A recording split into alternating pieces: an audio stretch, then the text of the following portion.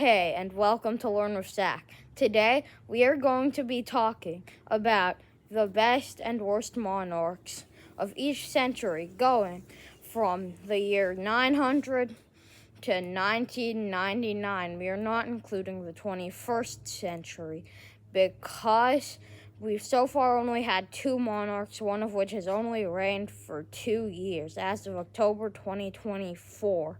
So let's get into the video. Okay, first, the 900s.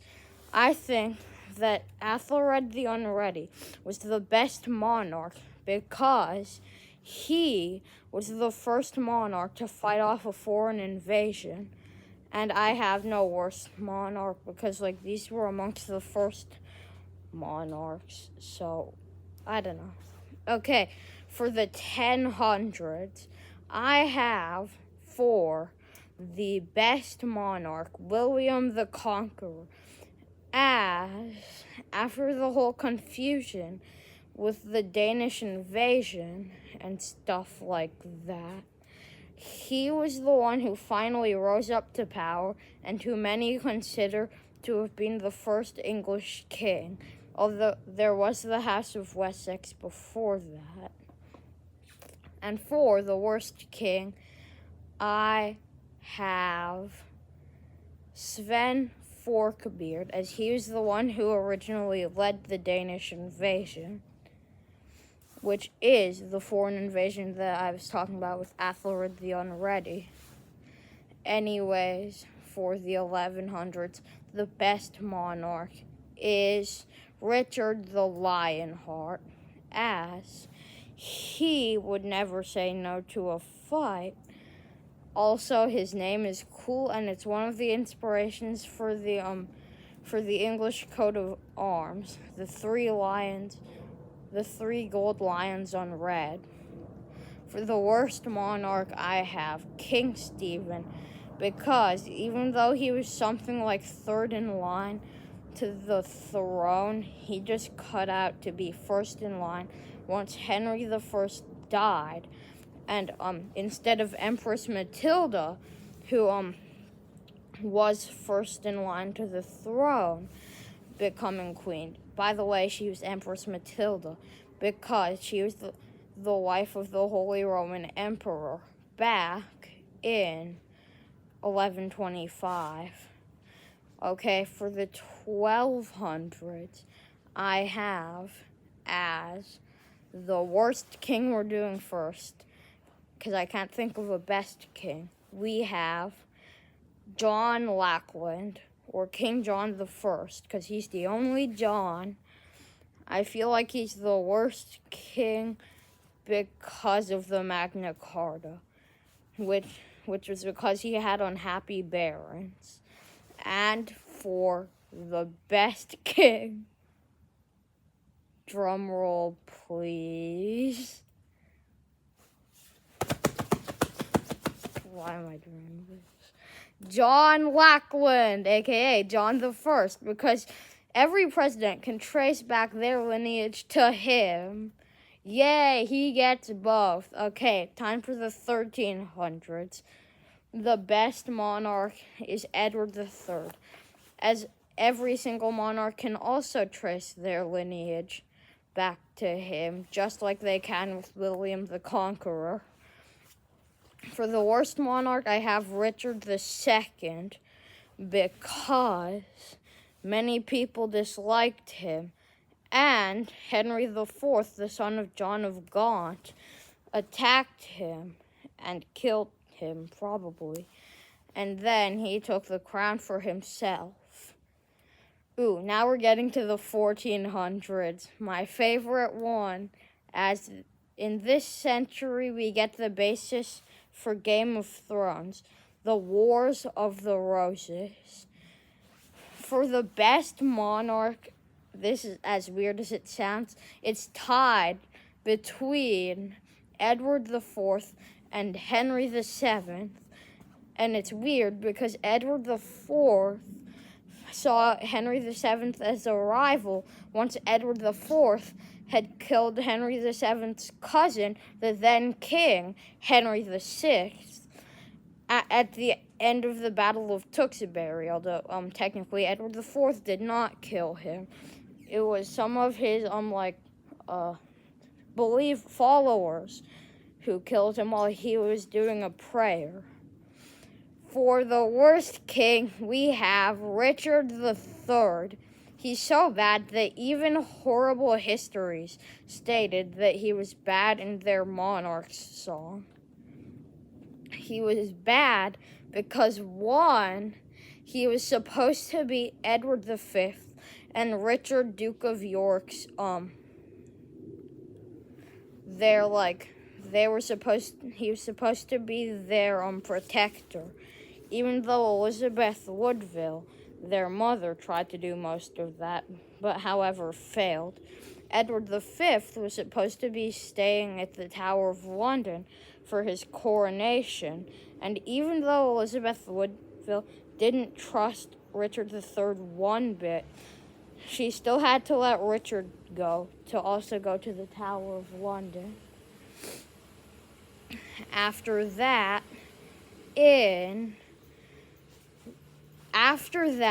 once they got to the Tower of London, Edward and Richard, Richard III sent some of his own followers to go to the Tower of London and kill the two boys, who were then known as the Princes in the Tower.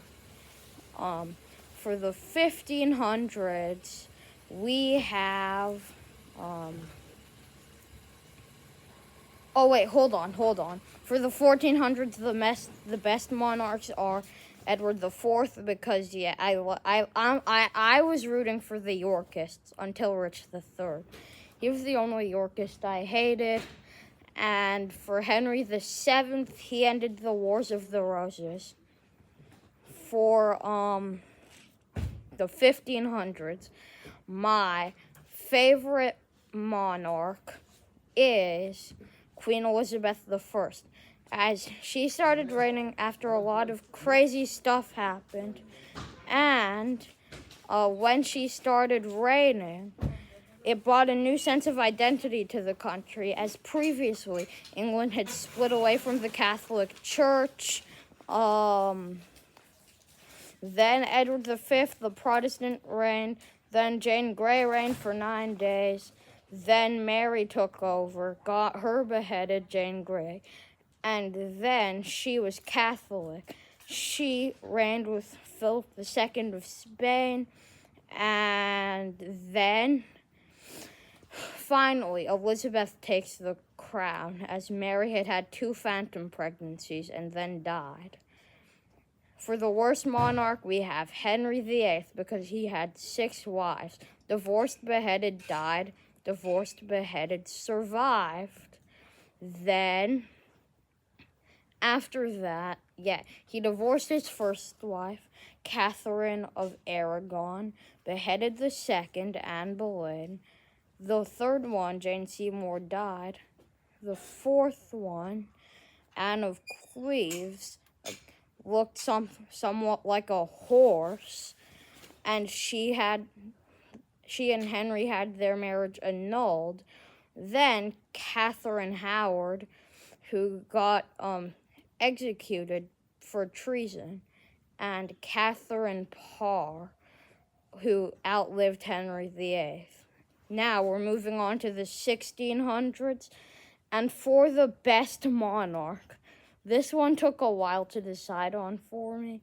It is James VI and First, as he was the first king on a 100-year pathway to uniting England and Scotland, as he was James VI of Scotland, but James I of England.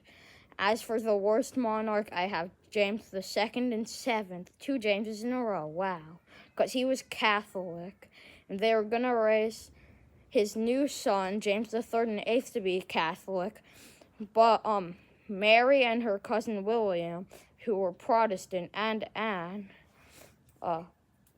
they were Protestant, and so Mary and William took over the monarchy for James II and VII.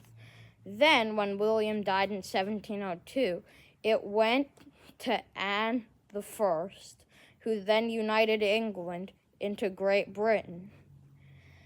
Afterwards, there were Stuart pretenders, James the Third and Eighth, the brother of Mary and Anne,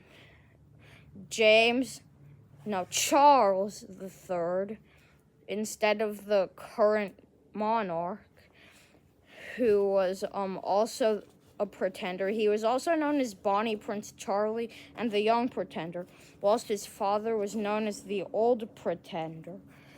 And his brother, Henry the Ninth, as he would have been the next Henry after Henry the Eighth. Afterwards, we have the 1700s. I think that the best monarch is probably George I, even though he barely knew English. He was still the first king of Great Britain. And as for the worst one, known to Americans as Mad King George, we have George III, because he exists. No, just kidding. Because he began mass taxing the American 13 colonies, and after the French and Indian War against France, which they did win, but they were still short on money.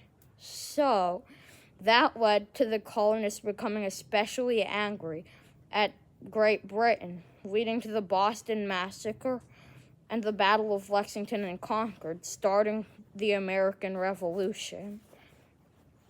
Afterwards, 1800s, best monarch, Queen Victoria. She reigned for 63 years, just shy of 64. And she was also the first monarch to make it custom to wear a white wedding dress. So yeah, basically it's all because of her that brides wear white for their wedding dress. And for the worst monarch, we have George IV, as he was very cruel to his mistresses. And this is what happened one time. While working, people accidentally broke the graves of Henry VIII, his favorite wife, Jane Seymour, and Charles I's grave. So then you could actually see like the limp faces of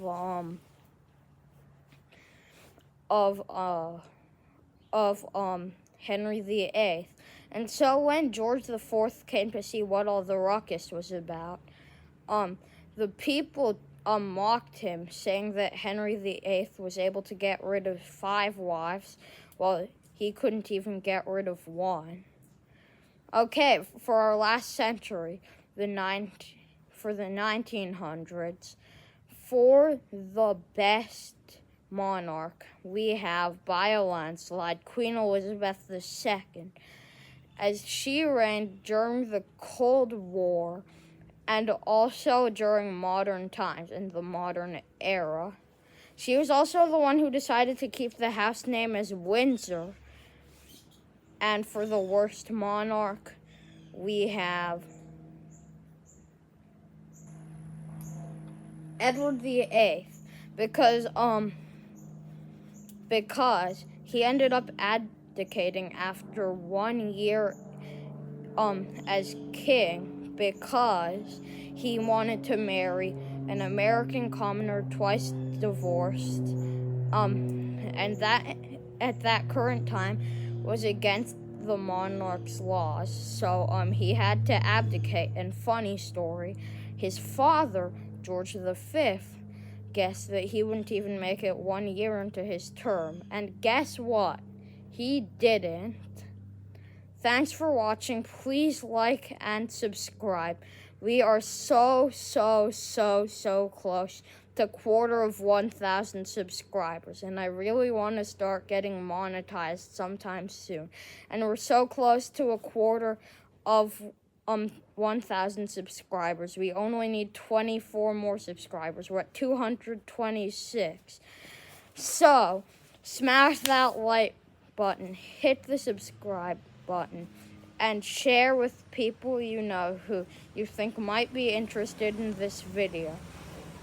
Thanks for watching.